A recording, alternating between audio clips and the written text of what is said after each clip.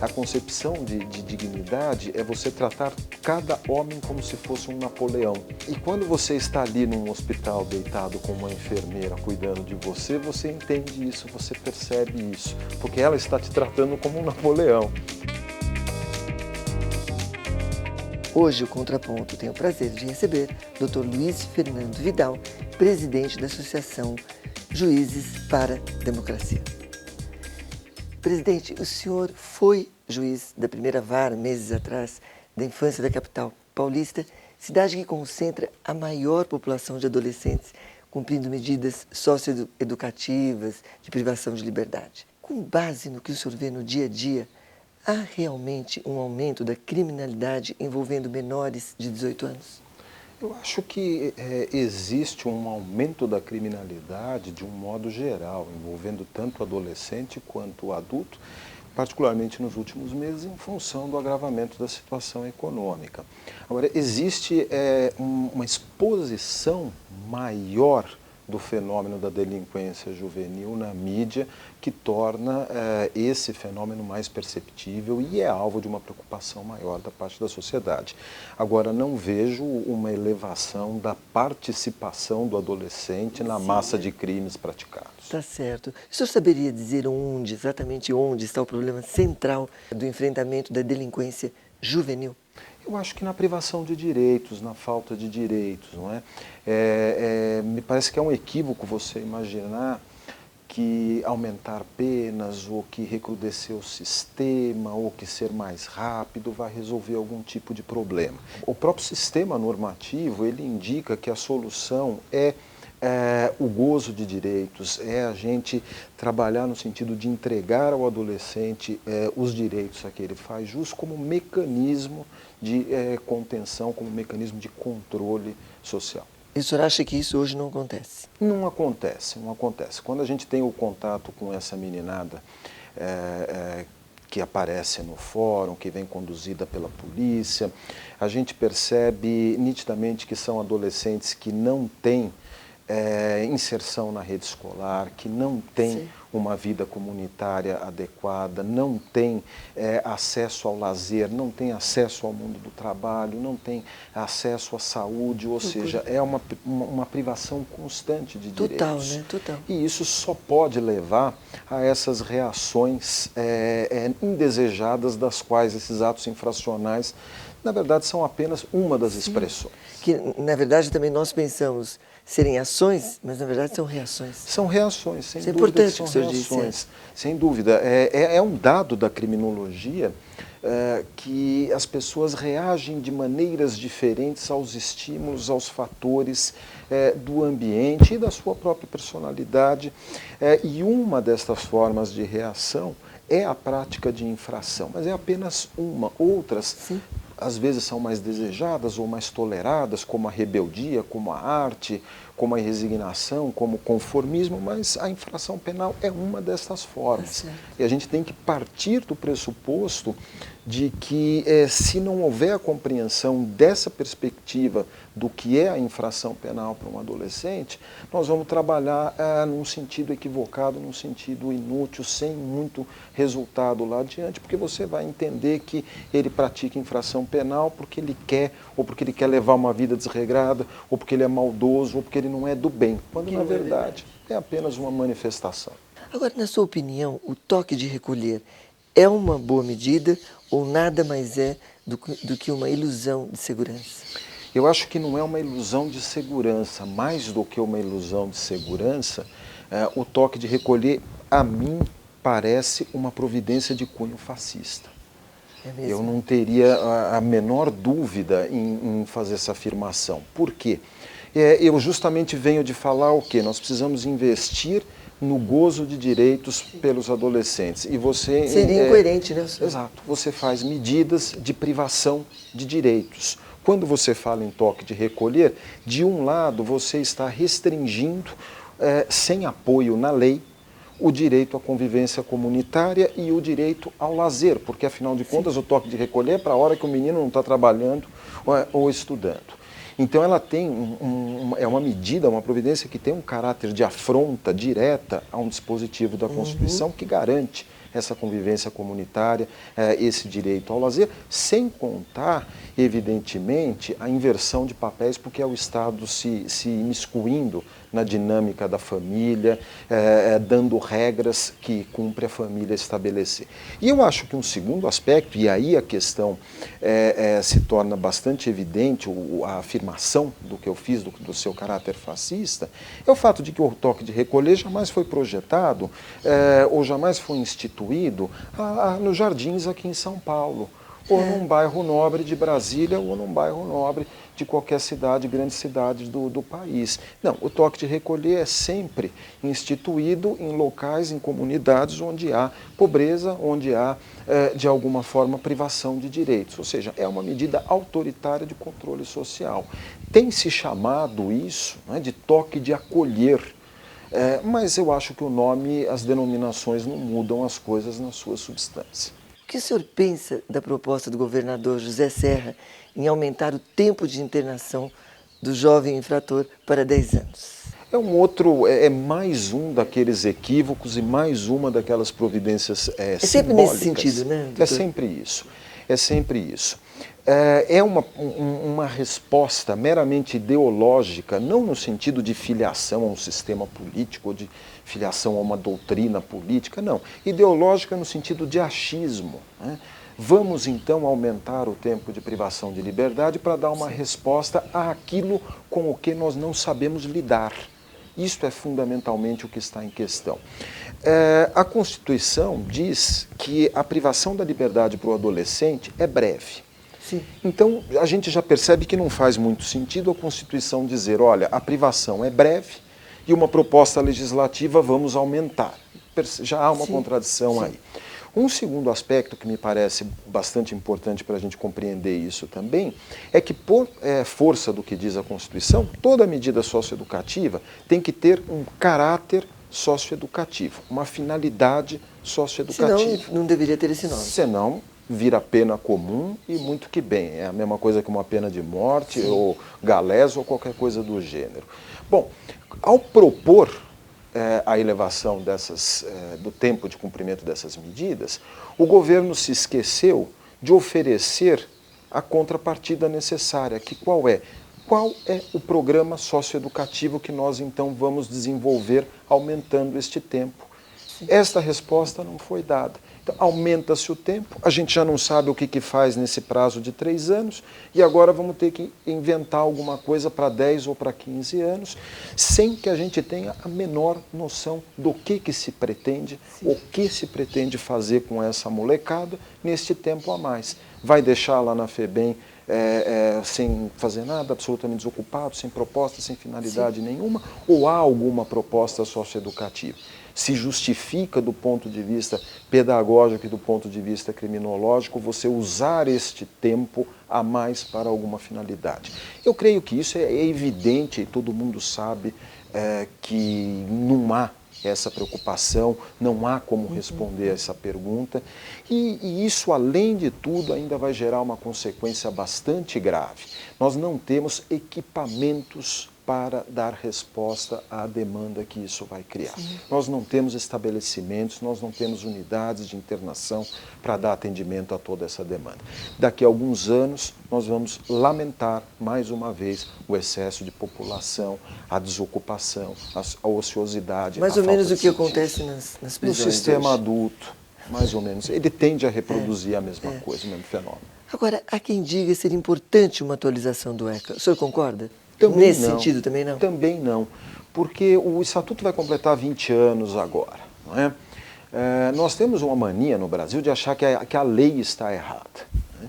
E em tema de adolescência, a primeira pergunta que a gente deve fazer é sempre a seguinte: nós estamos preparados para lidar com os adolescentes? E essa mesma pergunta deve se repetir com relação ao Estatuto. Nós, adultos, estamos preparados para lidar e para aplicar o Estatuto da Criança e do Adolescente?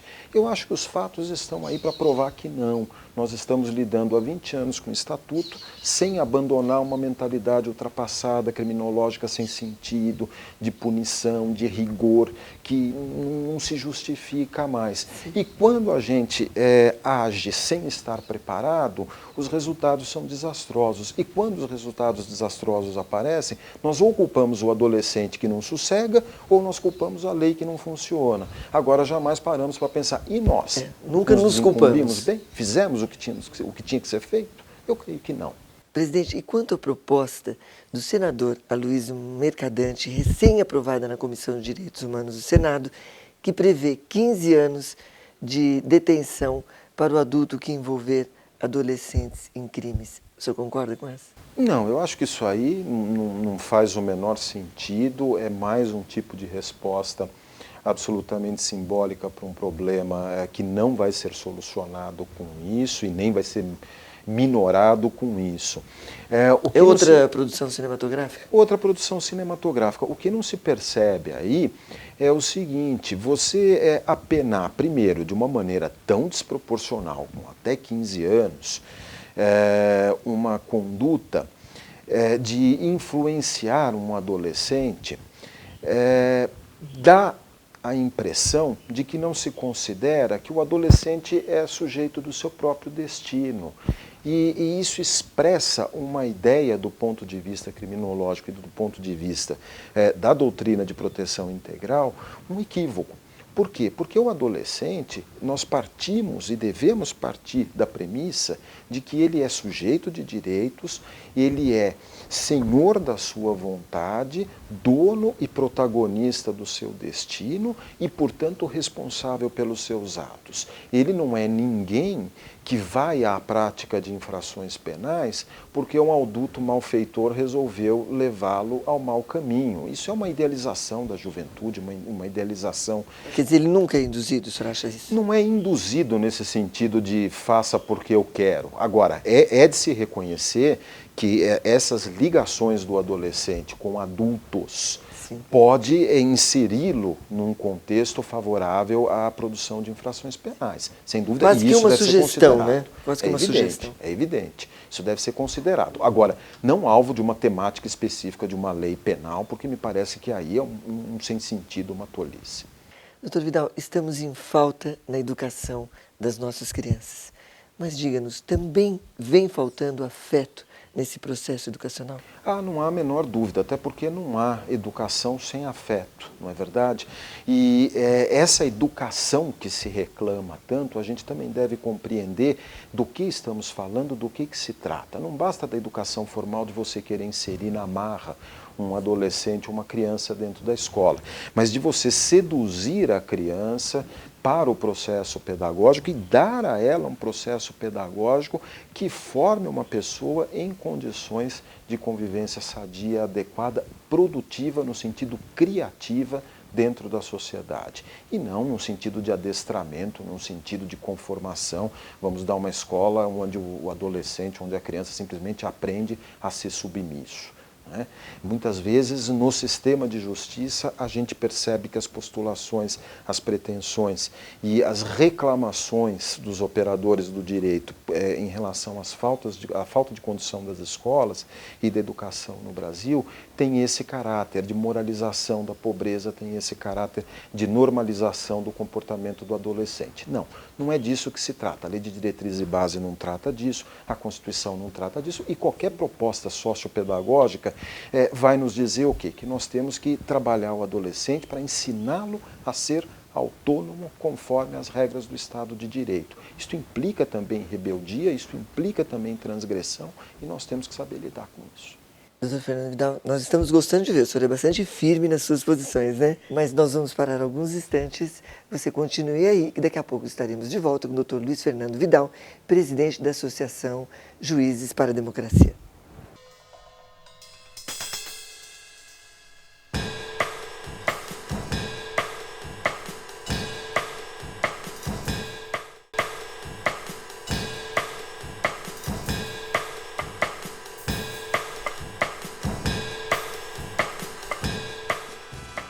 Eu sou de uma geração que foi para o estádio em 77 ver o Corinthians ser campeão paulista. Para mim o que importa é o campeonato paulista. E eu vi a democracia corintiana nos anos 80, então isso são experiências que nos marcam e que a gente não aceita outra alternativa. Doutor Vidal, vamos ao tão presente o Conselho Nacional de Justiça, as investigações promovidas pelo CNJ cresceram quase 655%. Disse, em função disso, que foi proclamada a República no Judiciário. Enfim, foi proclamada a República no Judiciário, doutor Vidal? Olha, eu acho que, de certo modo, o Conselho está cumprindo um papel ao qual ele foi destinado quando criado, que é o de exercer um controle social do Poder Judiciário, da magistratura, o que é extremamente salutar. A gente não gosta, mas é necessário que isso exista. Agora, esses números que você dá, e a gente tem visto vários exemplos aí no dia a dia, mostram que, de outro lado, o Conselho ainda não acertou bem a medida daquilo que deve fazer. Ele está, de certo modo, se investindo aí de poderes policialescos, se tornando uma grande delegacia de polícia do judiciário e se imiscuindo em problemas que são importantes, que são relevantes, mas que não são da atribuição dele resolver.